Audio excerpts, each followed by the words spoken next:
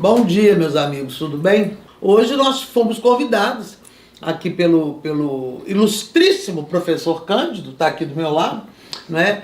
E viemos tomar um café com ele, que por sinal está maravilhoso.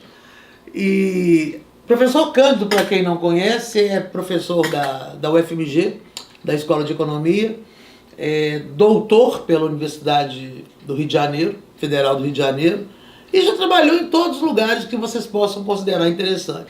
A Rosana falou bem, Candinho tem uma ilustração dentro do conceito mais clássico que vocês possam imaginar a respeito da questão da economia, da cultura, das artes. Ele é multiverso, né? Como é a proposta de 5 letras. Mas nós estamos aqui para reforçar algumas questões que nós já discutimos ao longo dos capítulos anteriores sobre o Cortiço de Aloysio de Azevedo, obra do século XIX, uma obra naturalista, mas que tem alguns enfoques dentro da perspectiva histórica que nos interessam profundamente.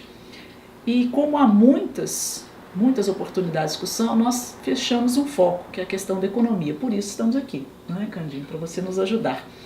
E até porque uma das forças estruturantes da obra, o Cortiço, é a questão econômica. Nós estamos ali numa passagem, né, de um modelo econômico, de um modelo social, de um modelo de experiência social muito forte, que vai realmente reestruturar a história brasileira e principalmente na saída, nós estamos aí na iminência, né, da abolição da escravatura, não é, Rosana? Que eu acho que nesse aspecto a Rosana pode nos dar um encaminhamento melhor e que realmente vai mudar todos esses parâmetros. E aí eu creio que Candinho vai poder nos fortalecer em termos de informação, de conversa mais apropriada sobre esse tema.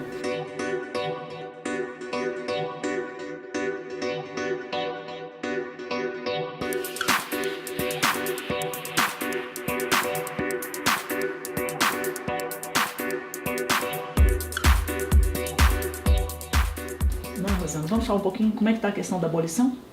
Pois é, o livro não dá uma data, né? Sim. Mas ele deixa bem claro que já ocorreu a lei do ventre livre, que aconteceu em 1871.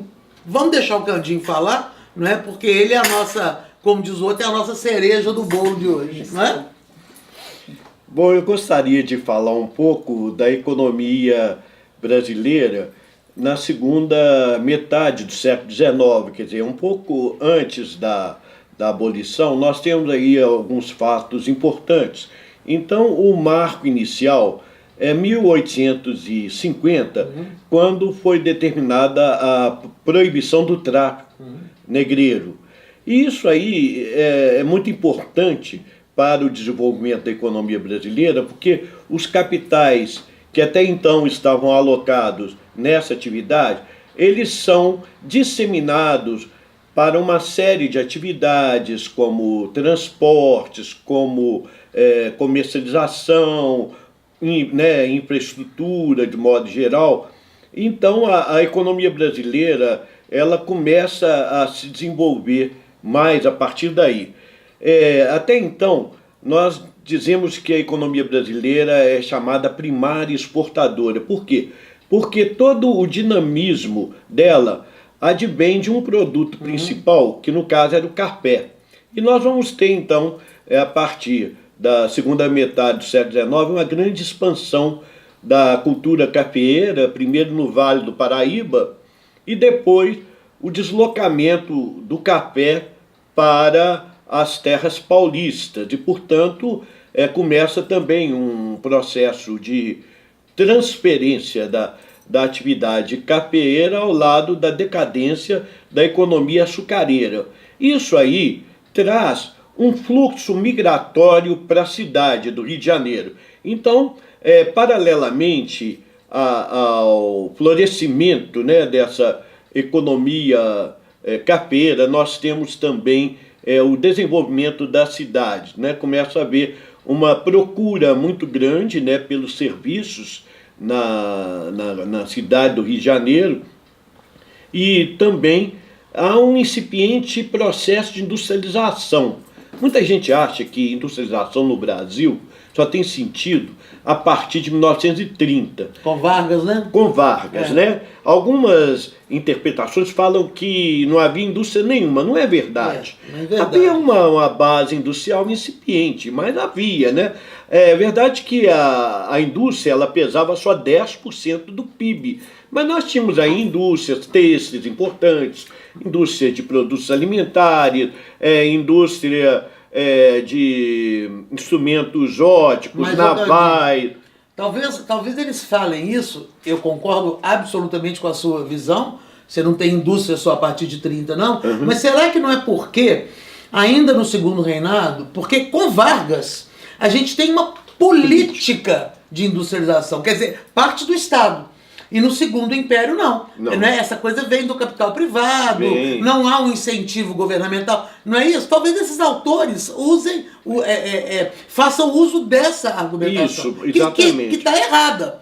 Né? Isso mesmo. Atrelar uma coisa à outra. Mas será que eu estou com a razão quando eu falo isso? Não, está com razão. Quer dizer, que haveria sentido em falar em industrialização quando o capital industrial se torna hegemônico no processo econômico. Não era o caso. Agora... alguns historiadores eles chamam atenção para alguns incentivos, né, que o segundo reinado dá para a indústria. Sabe, por exemplo, coloca tarifas de importação muito altas, exatamente para poder... Alves Branco? Alves Branco. Correto. Isso aconteceu principalmente na época da Guerra do Paraguai. Aí as tarifas do gabinete Alves Branco foram muito elevadas para favorecer a indústria.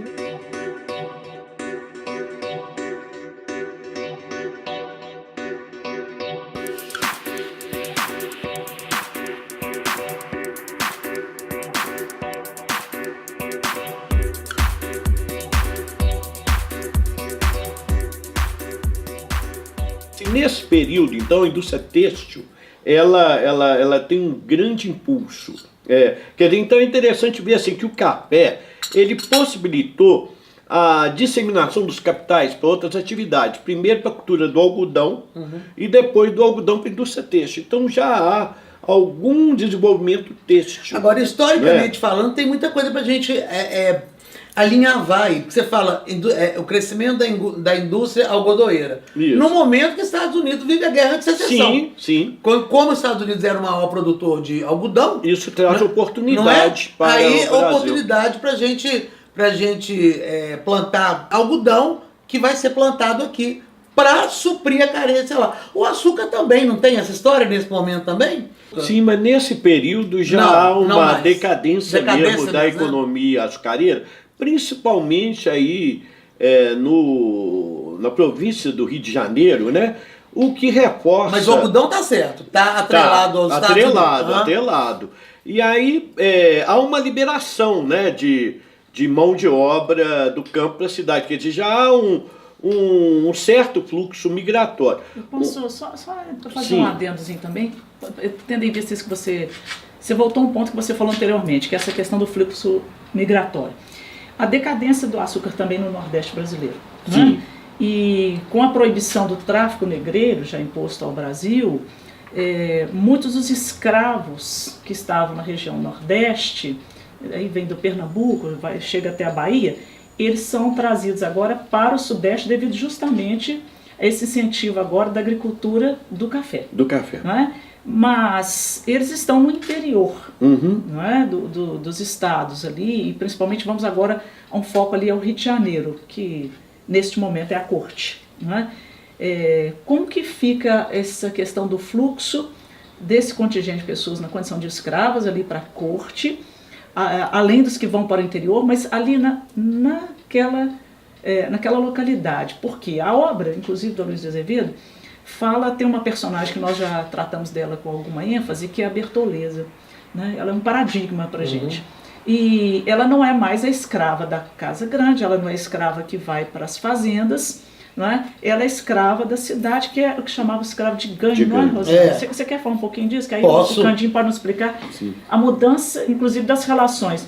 Eu creio aí com esses indivíduos que logo vão ser cidadãos brasileiros, a abolição está próxima, Mas, uma vez também que eles se tornarem livres, existe agora um novo contingente de trabalhadores assalariados, que aí muda também o fator da economia. Exatamente. Não é? Há, nesse período, a transição da mão de obra escrava para mão de obra assalariada. Começou a haver muito importação, né, de mão de obra, principalmente imigrantes italianos, né, imigrantes portugueses, para trabalhar nas lavouras, né? Vou te Pois interromper não. só um pouquinho. Essa questão da imigração está ligada a todos os problemas europeus. No caso italiano, especificamente, o processo da unificação da Itália, que gerou muita miséria, e esse italiano acabou vindo para as Américas.